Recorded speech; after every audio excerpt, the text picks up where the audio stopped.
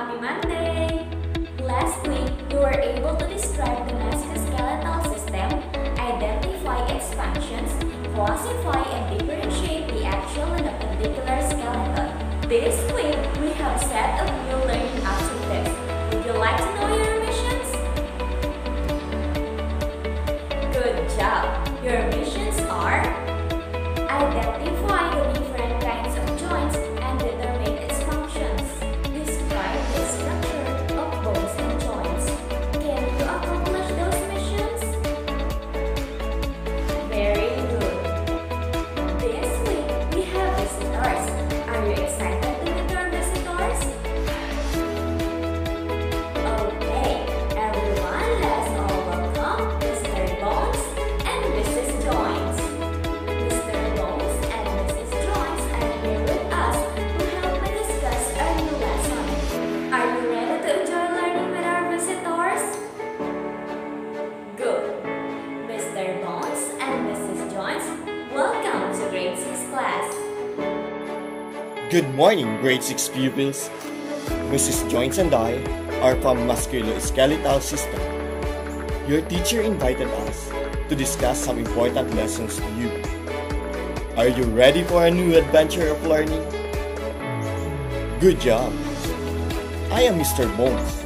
I am made up of collagen fibers embedded in mineral salts of calcium and phosphorus. Both minerals are essential for my growth and strength.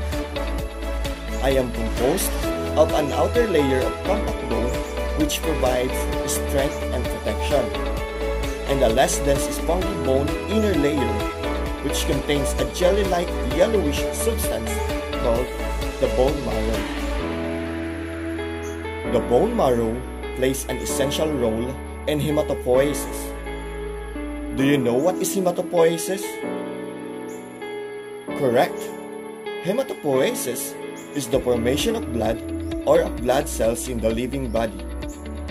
The bone marrow can be classified into red bone marrow, which is formed in the humerus, femur, pelvis, and the vertebral column, and the yellow bone marrow, which is found in many other bones. Most of the red blood cells, as well as the platelets and white blood cells, are synthesized in the red bone marrow.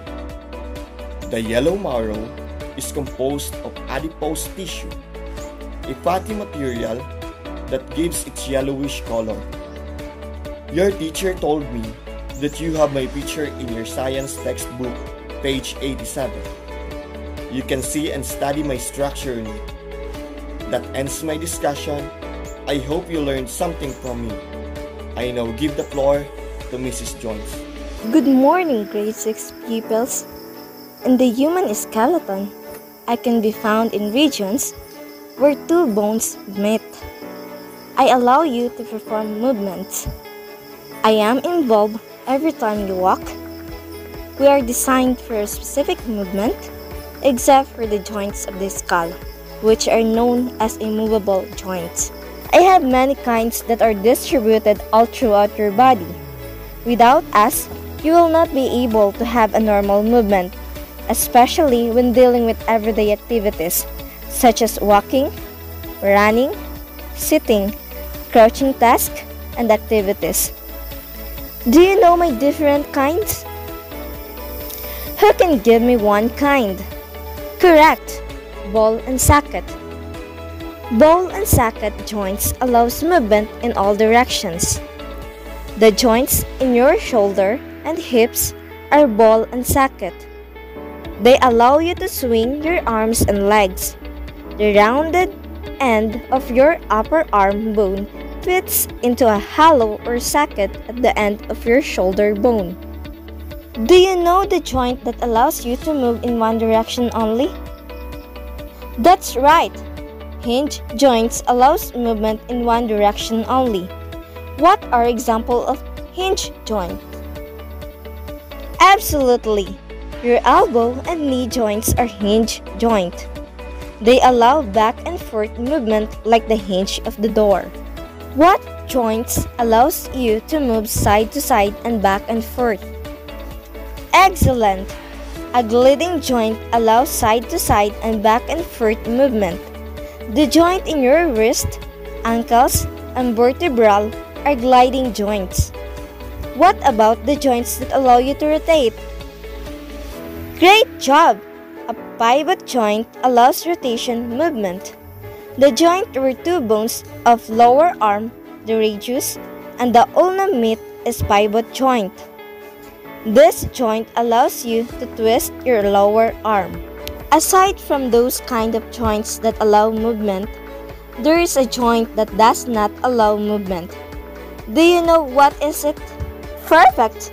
An immovable or fixed joint does not allow movement. From the prefix itself in, meaning not, sutures in the skull are immovable joint. All skull bones except the lower jaw are joined at sutures. That is the end of my lesson. I hope you learned something from me. Thank you for inviting me. Thank you, Mr. Bones and Mrs. Joyce, for that informative discussion. Thank you for spending your valuable time with us. I am pretty sure that my grade 6 pupils have learned a lot from you. Right, pupils? On behalf of our school, the BIPA Learning Center, thank you Mr. Bones and Mrs. Joyce for coming. Have a safe trip on your way home back to the musculoskeletal system. We hope to meet the other members of your community. Pupils, kindly say goodbye to our visitors. Now, let us recall the topic discussed by our visitors.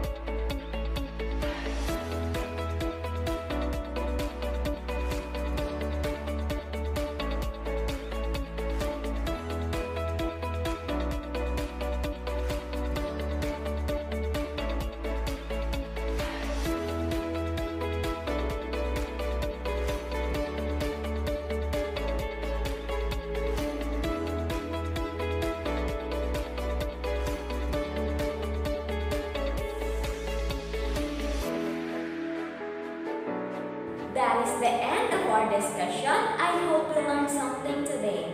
Kindly answer remembering content and checking understanding uploaded in our science course